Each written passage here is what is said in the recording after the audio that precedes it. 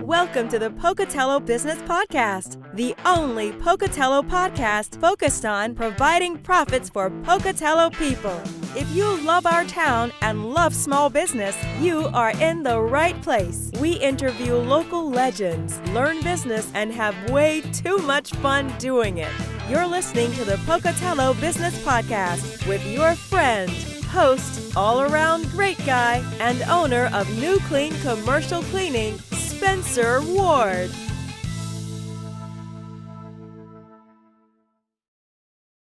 Okay, everyone, we are here again, another episode with the Pocatello Business Podcast.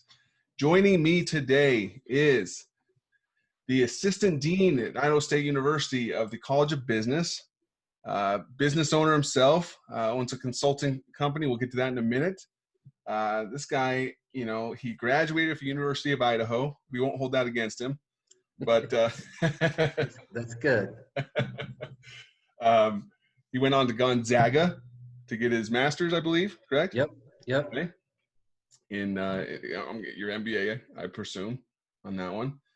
He worked at multiple companies, Project Mutual Telephone, from Syringa Wireless to, of course, president of Ney Training and Consulting now. Ran, customer service, ran marketing services, and just did it all. So he's on the show today. Not Mike. Geez, I'm forgetting everyone's name now. John, how are you doing today? I'm doing good. Thanks so much. I'm very glad to be here. Cool. So, yeah. So John, most people don't know, but you were one of the teachers at ISU that influenced me the greatest within the business college. And you taught the services marketing class, and I just remember being inspired by the things you taught, because you were just really active with the students, and just really just gave a damn about us. So well, thank you. Yeah. Go ahead. Yeah. I was just going to say that I love services marketing. It's so fun because, right now, like almost 75% of our economy is based on services. And, when I went through, my undergraduate degree, it was all product marketing, right? And you remember the 4 Ps of product, but services, you start to get into, all the people stuff, the process, the physical design, in addition to the 4 Ps. And so I just really enjoy it. And one of the funnest things that we do, as you know, is we develop marketing plans for local businesses. And that's really, really rewarding, because the students, I had a bad experience myself when I first graduated. I got out, and one of my jobs was like, hey, I want you to develop this marketing plan. And I'd never really, I'd studied marketing, but I'd never really developed one myself. And so I was like, oh my gosh, how am I going to do this? And I don't want any of our students, when they graduate, to feel like that. Yeah. So that's why we do the, marketing plans for businesses. And it's super fun, because I get to know all these business leaders, and they come in and the students present to them, and say, okay, this is what we think, if we were in your shoes, this is what we would do marketing. And it's just worked out really well. It's been a win-win, for everybody. That's awesome. Yeah. With marketing, there's so many different realms of it. Like, I felt like we, in college, and everything I kind of grew up in was kind of mostly on the product. And now that I'm a service-based company, I'm really reaching back to, okay, I remember this, I remember that. And I have some other influential people in my life that I look to for guidance as well. But like you said, it does not, it's not just easy. You got to have those processes put in place. I had a consultant I have still to today. I was whining to him one day, and well, I can't find enough people to work for me. And our Idaho Falls office is always a hard one to get people hired. Yeah. Just looked at me straight in the eyes and said, you know what? Stop whining. He says, what do you think a pilot starts just freaking out and running up and down the cockpit when an engine's on fire? No. Yeah. He pulls out a checklist and says, step 1, Yeah. turn the fuel on. Step 2, oh, excuse me, do this. Step 3, harness yourself. And Right. That really helped me put a lot more things in perspective to say, okay, I've got to have things dialed in outside of this realm of me being panicked now. I've got to have something dialed in now. So later on, when this happens again, because it's always going to be something we're going to come across, we're going to have that process to resort to. And that's been huge for me. And I know that's what you're teaching as well. So. Yeah. Well, thank you. I absolutely, I love teaching. It's been super fun for me, to get into it. I'm not like your typical PhD professor, as you know. I have my master's, but not a PhD, but I had 18 years in corporate. And that's one of the things I love about ISU is we have, the exact number is probably about close to 60-40, 70-30, somewhere in there, where we have 70% of our professors are PhD, but then 30 to 40% of us are masters. You have to have masters, but then, worked in the real world, worked in the business world. And so it's a great combo. And it's one of the great things I think about the College of Business at ISU is, you're getting faculty that have done, stuff, not just learned about it in the book. And a lot of the PhDs have worked too. So it's just, I really kind of found my spot, it took me a while, and I always tried to work back to get into training. Even when I was in the business world, I kind of worked into corporate training and those kinds of things. And I feel like I landed in where I'm supposed to. Well, I definitely think you found your spot because you are good at it. Well, thank you. Well, let me resort to, I guess let's rewind a little bit. First of all, I guess we need to know a little bit more about you. So tell us a few things, just about your family, your pets, your hobbies. Yeah. A little bit about John. Well, so as you know, I'm a huge sports fan, right? And I root for the Vandals, and I root for the Zags. Those, where I went to school, my alma maters. But I love the Bengals. And it's kind of a funny story. When I got asked, okay, John, you went to U of I. Can you support the Bengals? And I was like, absolutely, I can support the Bengals, no problem at all. Just don't ask me to root for that team, with the blue turf in Boise in the middle of the state. So there's that. And then, my pride and joy, my son, he's graduating this year. I can't believe it. It's making me feel old. He's a senior at Pokey High. So we've got that. And I have a dog named Maris, and she's wandering around back here somewhere. She'll probably bark somewhere during the, if the mailman comes to the door, she'll probably bark. But and I'm lucky. I live in the same city with my sister. We didn't plan it. We didn't grow up here, but my sister and her family are here, and my mom is in town now too. So we have a good gathering on Sundays. We usually do a Sunday dinner. Sunday family dinners, my mom, enforces regularly, and it's great. So. Well, it's good. It's good to get to know you a little bit, especially for our viewers. They'll get to know you a little bit more too. So, well, perfect. There's a few things I wanted to ask you, just from when I went to college. It wasn't as drastic as it is now, but I guess we'll start off with, how has social media changed how you approach or teach marketing? Huge. And in fact, to the point that, we've changed a lot of our curriculum to make sure, to make sure that we cover that, because as you know, social media has become so big in advertising. And so, there's a couple hats I wear at the university, and one of them is to help our students find internships and jobs. And I get more requests for, internet marketing interns than any other, and we're best known for our accounting program. That's like our flagship program at ISU in the College of Business. But literally, everybody is wanting somebody that can help them, do stuff online. And so we've changed our curriculum, and I also really partnered with the School of Communication. So I tell students all the time, if you're majoring in marketing, really consider a minor in communication.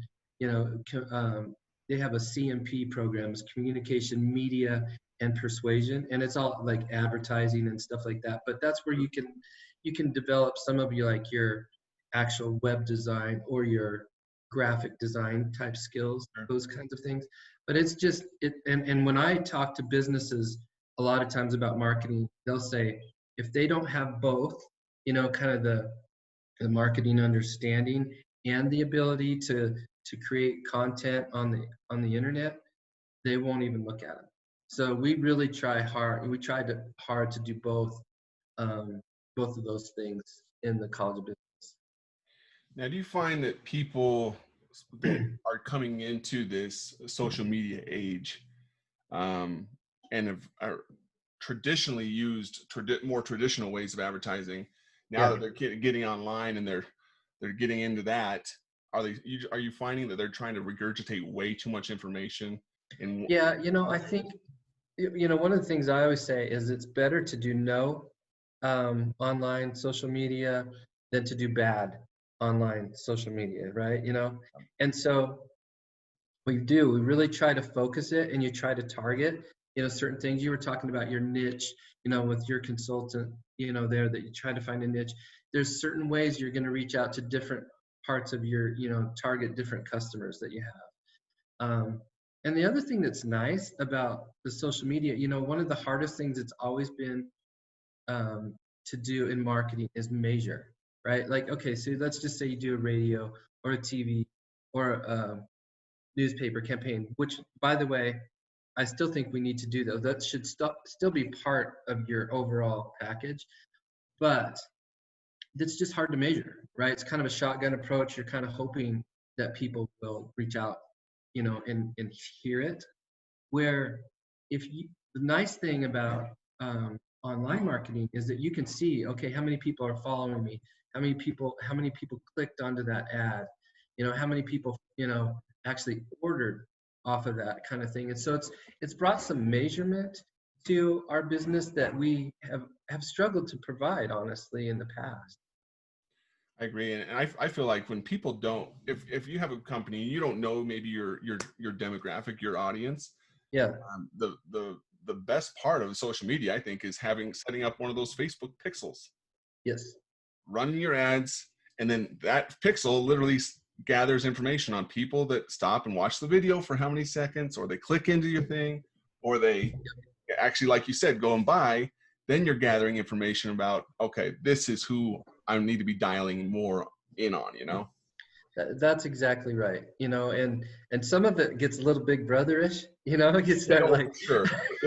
And, so we have to be, we walk a fine line. Yeah. But if you're interested in that product, and you can then say, hey, if you're interested in this, I mean, you see this all the time on, Google or Amazon, or, it's like you start, if you've searched about a certain product, then you'll start getting ads for that. Well, for the most part, I find that pretty helpful, but you have to be careful, so that we're not trying to do too much. So yeah, it's definitely a fine line. Do you find that too many excuse me, let me back up. Too many businesses are adding too many call to actions in one page of a web page, or whether it be a advertisement on social media? You see it being clouded that way? I see both. And the one that drives me crazy is that there's no call to action. Yes. Right. I mean, you should have a big old red button says order here, order here now. Right. Yep. But sometimes, there is, too much of that. But I literally, a lot of times I see the opposite. It's like, okay, I love your product, but how the heck do I order it? So it's again, it's kind of situational and a fine line. Yeah, I agree. I've just ran across a few times, and I've been instructed to say when you're advertising something, you don't dilute it. Have one call to action. Yeah. Don't say, hey, here's my email, here's my web page, here's my Right. phone number, here's my beeper, here's Yeah, no, for sure. I agree with that. And I think, you want to have one common landing page, Yeah. for everybody. And you could, we call it like a digital funnel, right? Yep. So, maybe you're blogging about cleaning, right, on Yep. your business. And you're talking about the best 3 ways to clean or something like that. And they follow you, then they should, if they're interested in learning more, they should come to a very well-designed landing page, right? And it's the same thing as if maybe they were following you on social media, or if they were following you just on your website. So I definitely agree with that. It's something. It's well worth your time and your money and your effort to have a really well-designed social media, digital platform. Yeah. Otherwise, like I said, it's better to do none than to have a bad one. I agree. And I know you're talking about, because you're talking about landing pages. Most people, they hear landing pages, they're like, what is he talking about? But are you familiar with a site called ClickFunnels? I am. Yeah. Yes. ClickFunnels, digital funnel, I kind of use the same thing is kind of what I meant. Yeah.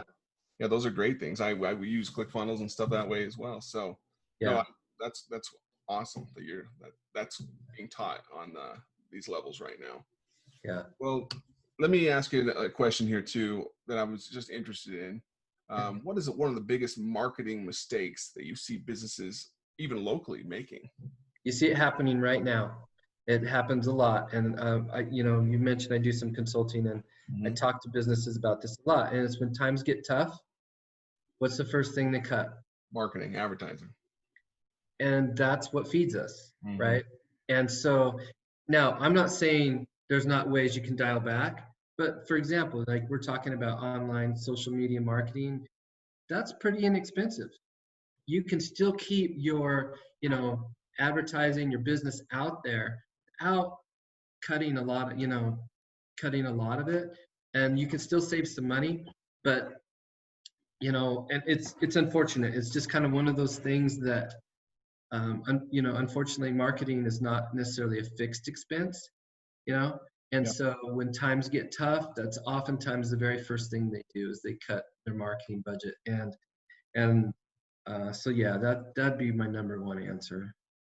I like that answer, because you think of it this way, that you see, especially if they know their audience and they're advertising on social media, with that pixel being matured, it's actually costing them less and less per lead or per click, right, to get those awareness or customer engagements.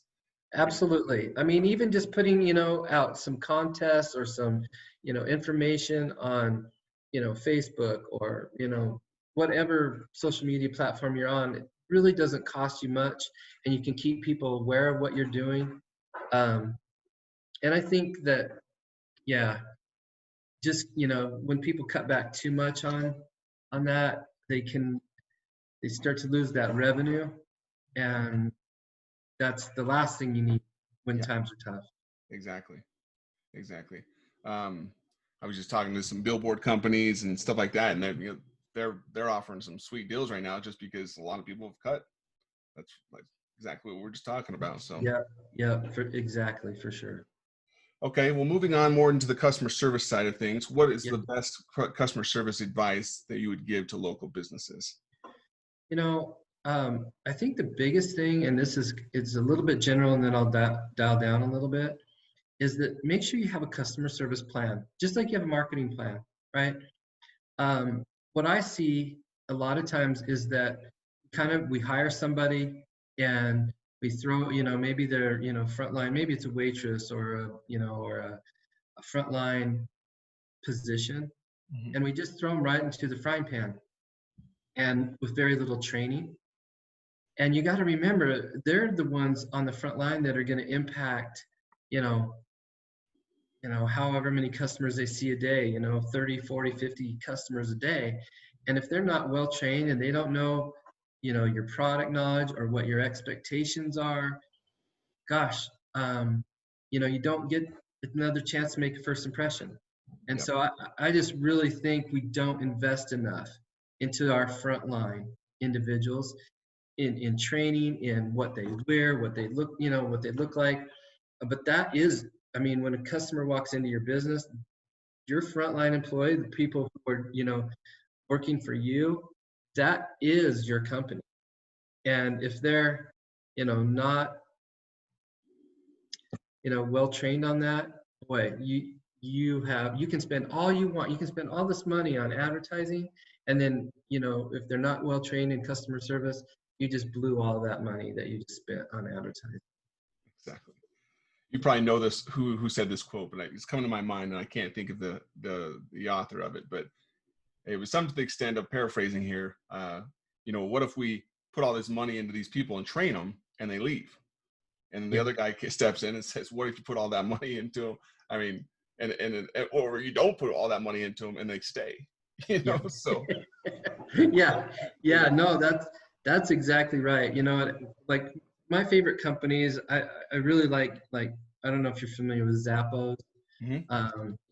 Tony Hsieh, he's got some great books about customer service. And, one of the things he does is, in initial training, he'll pay you $500 to $1,000 to leave, because he wants people, he figures that's so much less if they leave and you pay them 500 or 1,000 than if you keep them for like a year and you've invested all this money in them and then they leave, right?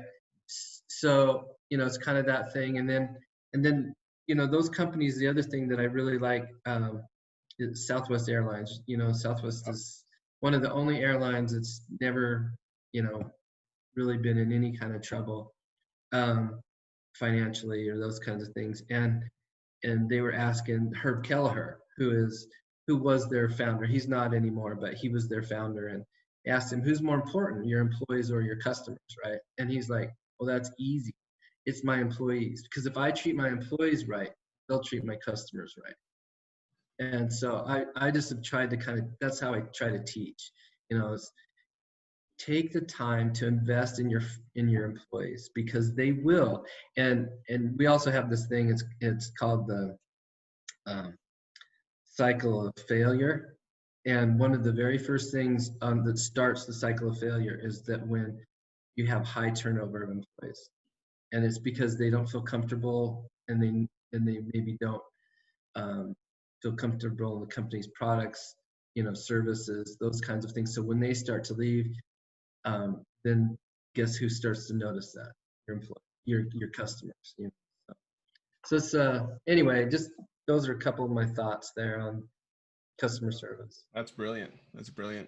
And speaking of turnover, I'm in an industry that notoriously has a very high attrition rate. For sure. And one thing that's helped me to lower that significantly below the national average is we've instilled some core values to our company. And there's no gray zone anymore. It's hey, we're hiring based on these core values. We write our hiring ads towards those. And it's very simple. It's be honest, have fun, make money, and work together. Yes. We find people that like that and they'll share those values. And we have some very black and white rules. If you do this, we just can't be a match anymore. Yeah. And it helps us so much, like you said. So. Yeah, you have to know, kind of like we talked about, like with your marketing plan, your customer service and your mission of your company, you have to know where you want to be, what kind of company where do you want to go and what do you want to be to people? And then it's a lot easier if people understand, hey, this is really important to me. I mean, I don't know if you remember, our days, when we would talk about customer service experiences. That's one of the first things that I try to get managers to do, is just say, hey, at the beginning of the meeting, who had, tell me a good customer service story or maybe a bad customer service story, and because you can learn from them, but more importantly, kind of where I think you were headed is that they start to understand how important customer service is to you and to the mission of the company. Yep. And so if you're sharing and talking about, okay, hey, I went to this restaurant and I got a bad hamburger, and they didn't seem to care, or they didn't whatever. You're starting, how then we always debrief, what could they have done to keep my business? Because what most people do is they just leave and they never go back.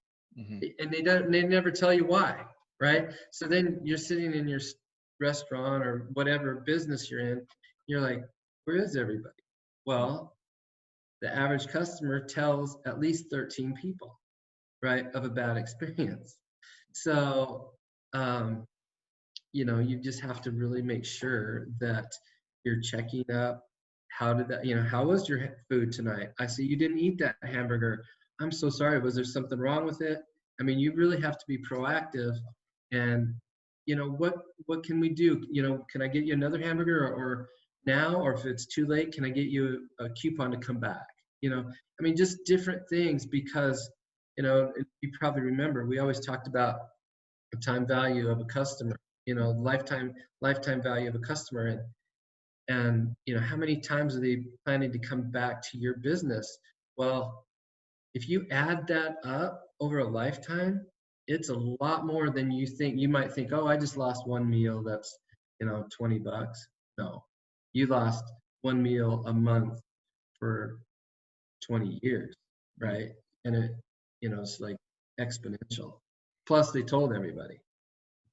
It's easier. You're exactly right. And it's easier to keep a customer than to go find another one. Easier and cheaper to find. So much. I mean, you're exactly right, Spencer.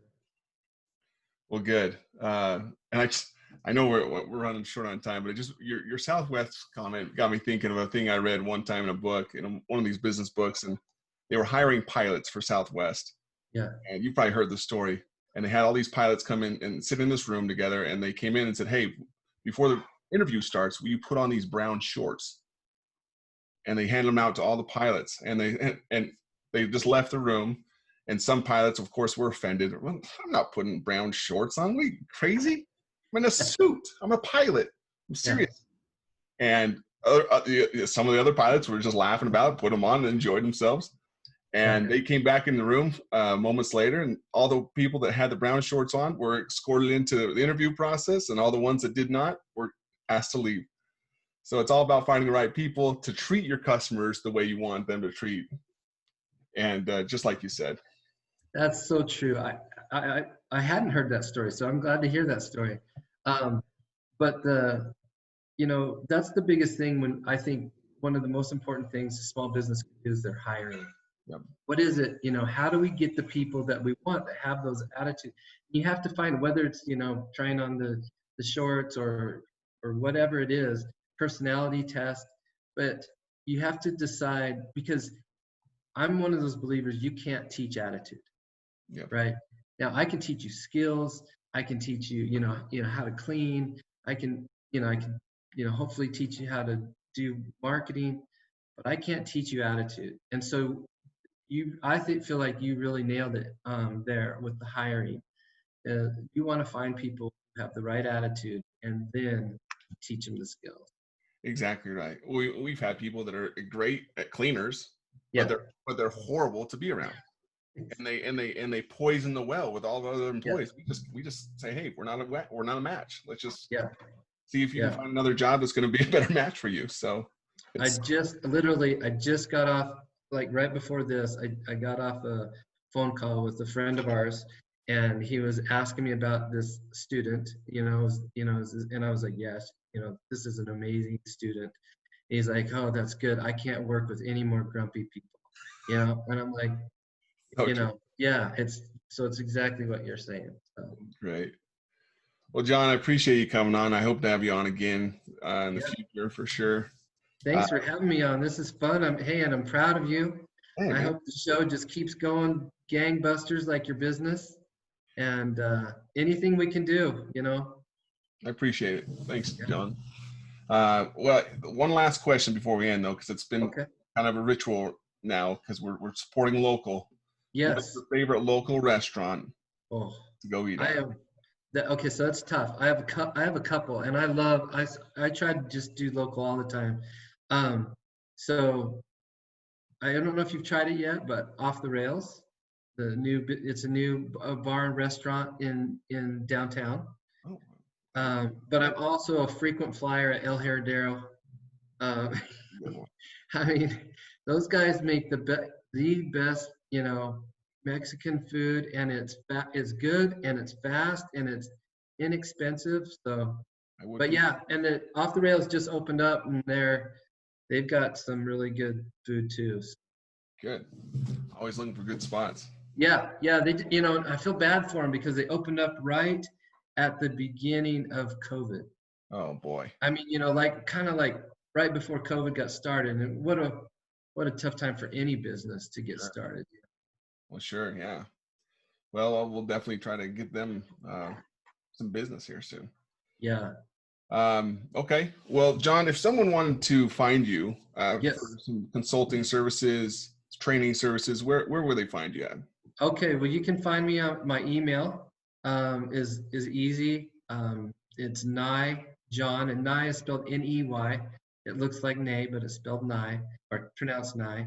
neyjohn@isu.edu. And then also you can call me on my cell anytime, and that's 208-479-5621. Perfect. Thank you so very much.